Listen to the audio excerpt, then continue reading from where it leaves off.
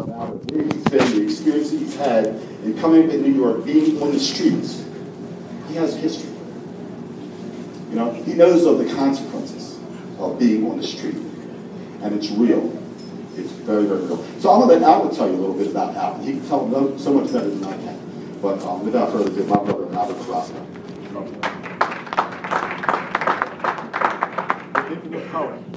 Hello guys, how's everybody doing? Good.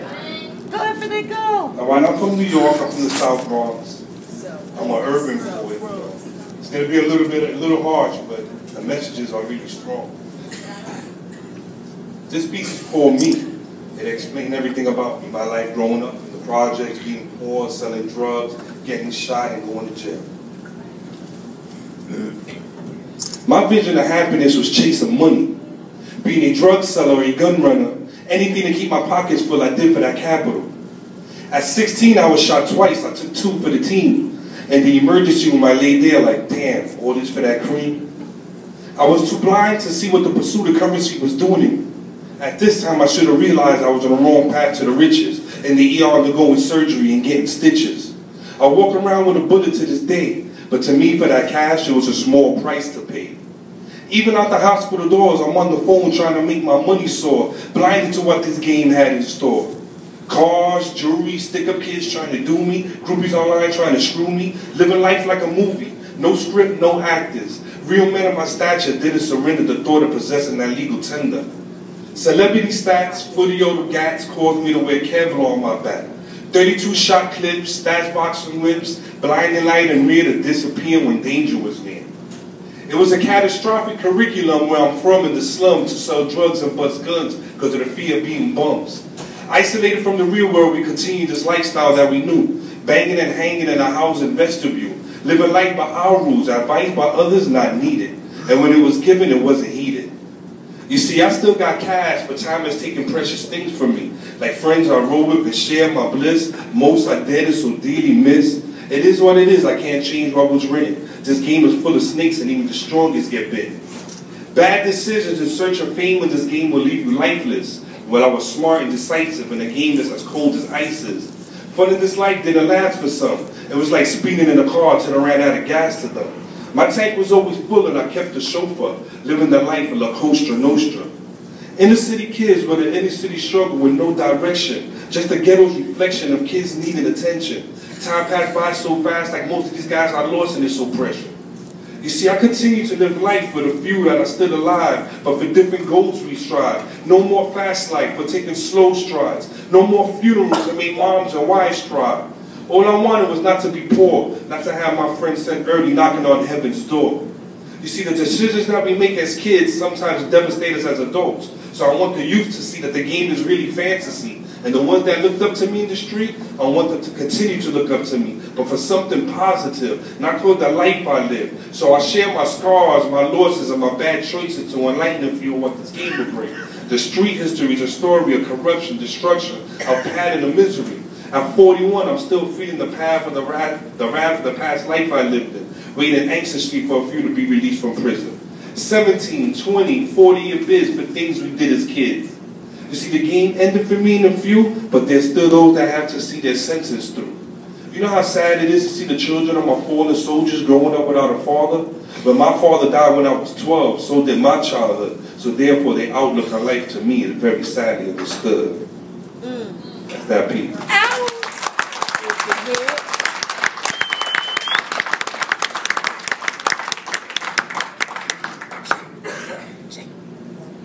My second piece is called Trend. When I mean trend, is the trend you see every day in the ghetto, but everybody's following. Kids live in lavish, so the drug blocks we establish live off the assumption we will continue this status. Rocks and low fire for Cubans with Lazarus pieces. Chrome rims and low-profile tires to handle these sports car screeches. Leather gloves for the stick-ups and the stick shift from slipping. We all have water on the neck dripping, Rolexes silently ticking, puffing on the piff for sour, or color ice on the wrist, we called it piragua. Mugshots, fingerprints, football numbers for being infiltrated by undercovers, hand-to-hand transactions being recorded and captioned, secret indictments got half of the block missing in action, leaving gaps for poor people to fall into the trap, thinking since they gone that they next up to bat. Once you see the money, you can't leave it alone. Some will strip flesh from bone to earn money for a home. Some will sell that deadly mix, brewed by ghetto chemists, searched by fiends looking for that 10-minute fix, catching cases, praying those 220 charges don't stick. Some think they reign supreme until they are in the Supreme Court with their cohorts for their street light sport. Life behind bars was nothing we sought, but was a probability we hope never to face. Capital murder, killing for money, the ultimate case. Central Booking is like a ghetto museum. The ghetto is like one big mausoleum. Most people that live there died there. Before finding a way out, we do. Most get caught up in the turbulence of people that was living fast in our past. Thinking there's nothing else, we followed the same path. Guys from across the street from each other compete for blocks that we would never own. Some try to rise in the ranks of street hierarchy. We live in anarchy, trying to be the ones with the most clientele, the ones who name rang bells. We became the ones that filled jails, the ones that interior decide sell for sales. Because we couldn't post bail, our dream of being rich failed. Stuck between a rock and a hard place after incarceration and being tagged as felons, our search for legal dividends come to dead ends because of past situations of illegal narcotics selling.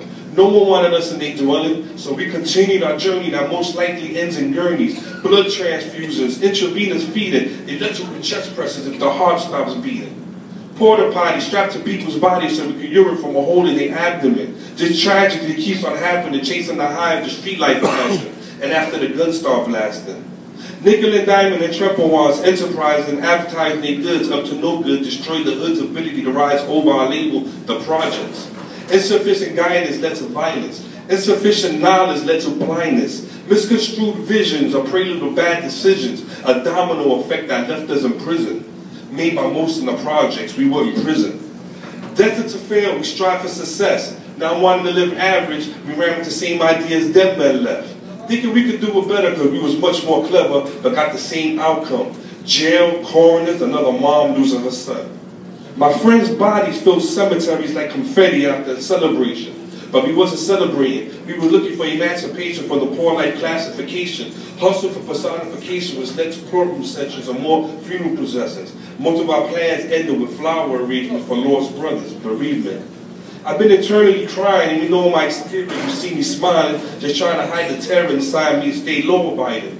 My actions from the past haunt me now, as hell's aftermath. I feel so low in this world that's so cold, like my homies felt with no soul, so cold. Rigor mortis for being hard-bodied.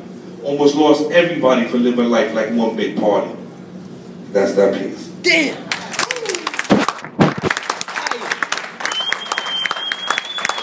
You next. Next time we'll go with the mic. You know, I so love this brother for coming down. That's that piff right there. From New York. I was sitting there thinking, did I talk about my brother? Because one of my favorite poets of all time.